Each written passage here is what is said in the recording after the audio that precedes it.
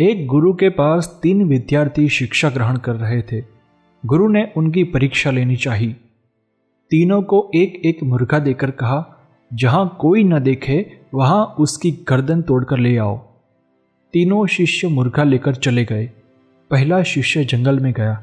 उसने सोचा, यहाँ एकांत है, कौन देखता है, और फिर मुर्गे की गर्दन तोड़कर आश्रम वापस लौटा। दूसरा शिष्य एकांत में गया। उसने सोचा, खुले में तो कोई पंछी देख सकता है, मैं गुफा में जाकर काम निपटा देता हूँ, वहाँ कोई नहीं देख सकेगा। वह गुफा में गया और एक झटके में मुर्गे की गर्दन तोड़कर आश्रम वापस लौट आया।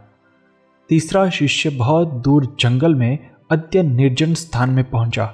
वह गहरी गुफा में गया जहां सघन अंधकार था। उसने सोचा, यहाँ कोई नहीं देखता।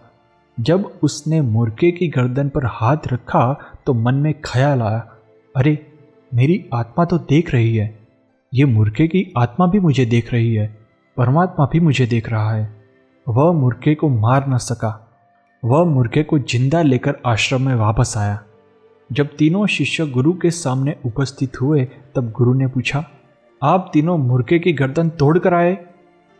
गुरुजी, ये काम तो बड़ा आसान था। पहले शिष्य ने गर्व से कहा, यह रही मुर्गे की गर्दन और यह रहा उसका धड़। मैंने जंगल में जाकर इसकी गर्दन मरोड़ दी, 2 मिनट का भी खेल नहीं था। दूसरा शिष्य बोला, गुरुजी, मैंने एकांत और निर्जन गुफा में जाकर खटक कर मुर्गे की गर्दन तोड़ दी। आपकी आज्ञा का मैंने अक्षरशः पालन किया है। तीसरा शिष्य बोला, गुरुदेव, मैं आपकी आज्ञा का पालन नहीं कर सका। मैं घने जंगल में गया, कोसों दूर चला गया।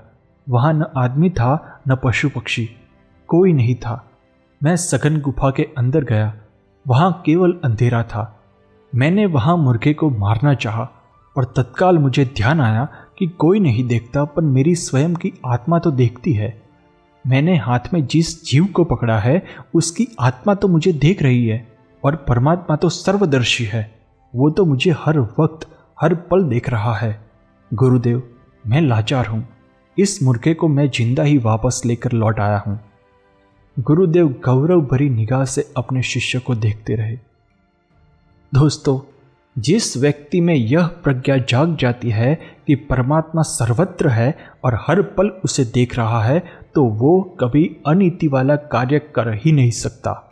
ईश्वर की स्वीकृति बुद्धि और हृदय के 2 स्तर पर होती है। बुद्धि में तर्क होता है और हृदय में भावना। इन दोनों ही स्थितियों में व्यवहार संपूर्ण रूप से प्रभावित नहीं होता, लेकिन जब उसके अस्तित्व की अनुभूति हो जाती है तो समस्त संशय नष्ट हो जाता है और पूरा ही जीवन बदल जाता है।